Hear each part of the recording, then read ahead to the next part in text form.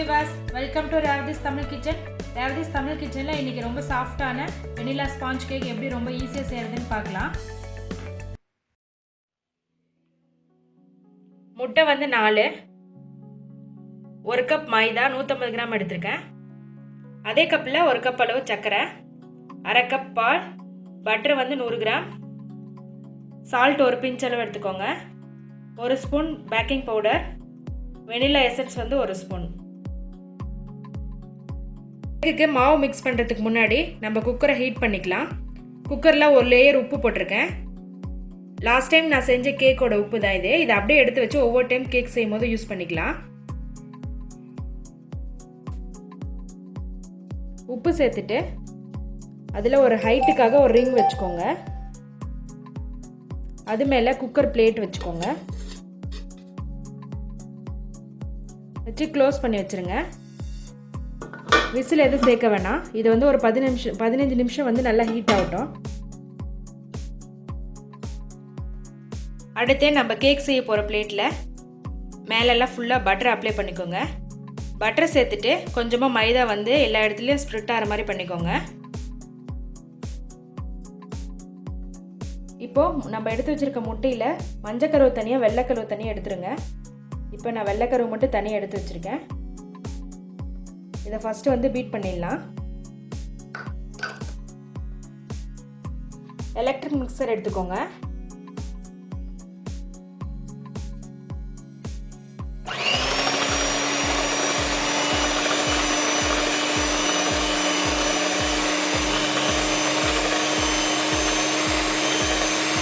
நல்லா க்ரீம் போல் வரணும்.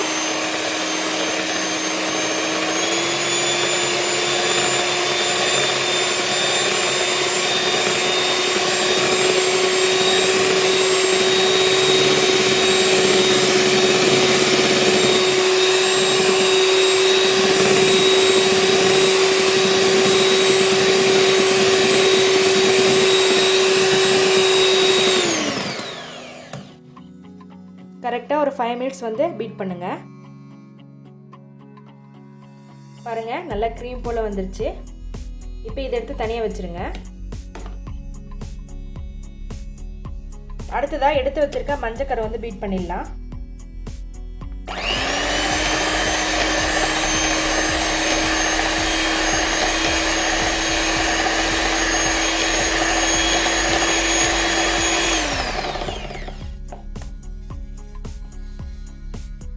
அது கூட பட்டர் சேர்த்துக்கோங்க.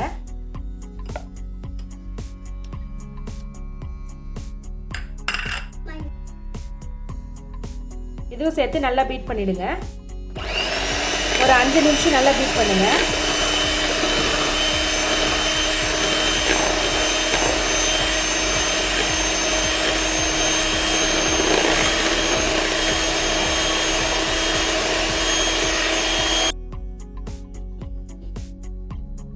அடுத்ததா இதில் சுகர் சேர்த்து மிக்ஸ் பண்ணிடுங்க.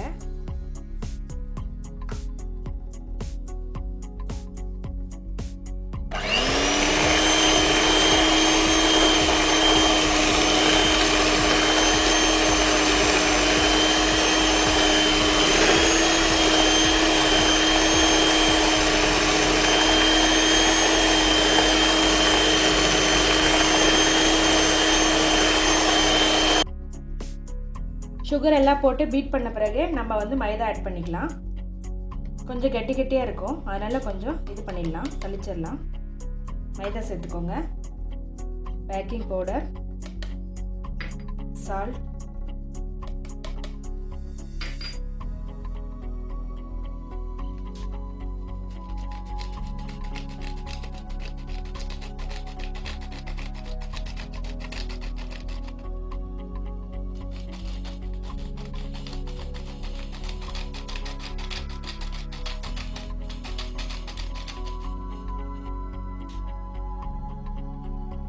மைதா சேர்த்து நல்லா மெதுவாக கலக்கி விடுங்க.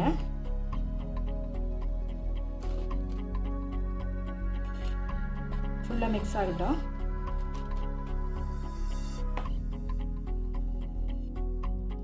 அடுத்ததா நம்ம அடிச்சு வச்சிருக்க வெள்ளைக்கரு வந்து சேர்த்து நல்லா மிக்ஸ் பண்ணிடுங்க. 1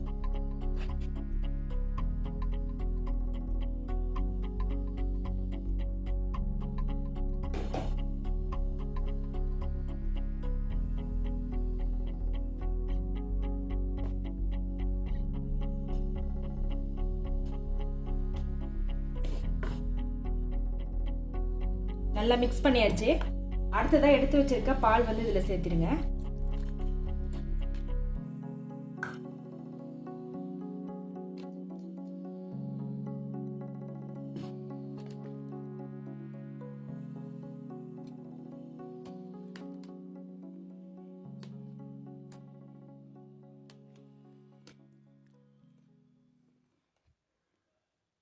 அது கூடவே வெண்ணிலா எசன்ஸ் சேர்த்து மிக்ஸ் பண்ணிடுங்க.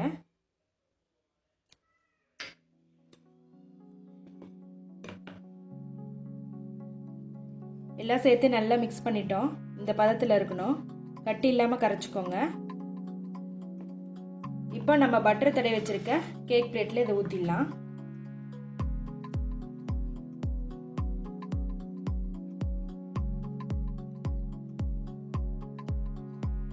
இதை வந்து நல்லா தட்டி விட்டுருங்க. அப்போ தான் சமமாக இருக்கும். இப்போ இதை எடுத்து குக்கரில் வச்சிடலாம். குக்கர் வந்து ஓரங்களில் தொடாமல் இருக்கணும். இப்போ இதை க்ளோஸ் பண்ணி வச்சிருங்க. குக்கர் வந்து வெயிட் சேர்க்க வேணாம். ஒரு 40 நிமிஷம் மிதமான சூட்லேயே வைங்க. குக்கரில் வச்சு 40 நிமிஷம் ஆயிடுச்சு. இப்போ இதை வந்து ஓப்பன் பண்ணி பார்க்கலாம். சூப்பர், பாருங்கள் நல்லா உப்பி வந்திருக்கு. இப்போ இதில் வந்து ஒரு குச்சி விட்டு பாருங்கள் உள்ள மாவு இருக்கா நல்லா வெந்துருச்சான்ட்டு. ஒட்டலை, கேக் வந்து வெந்துருச்சு. இப்போ வந்து அடுப்பை ஆஃப் பண்ணிவிட்டு இதை எடுத்து ஒரு 6 வரைக்கும் ஒரு 1/4 மணி நேரம் வந்து நல்லா ஆறட்டும். வெளியில் எடுத்து வச்ச பிறகு கட் பண்ணிடலாம். டேஸ்டான வெண்ணிலா ஸ்பாஞ்ச் கேக் ரொம்ப ஈஸியாக வீட்லேயே செஞ்சுட்டோம். நீங்களும் இதே போல் வீட்டில் ட்ரை பண்ணி பாருங்கள். பிடிச்சிருந்தா எங்கள் சேனலை சப்ஸ்கிரைப் பண்ணுங்கள். இந்த வீடியோவை ஷேர் பண்ணுங்கள். ரேவதிஸ் தமிழ் கிச்சன் பார்க்குற எல்லாருக்கும் ரொம்ப நன்றி.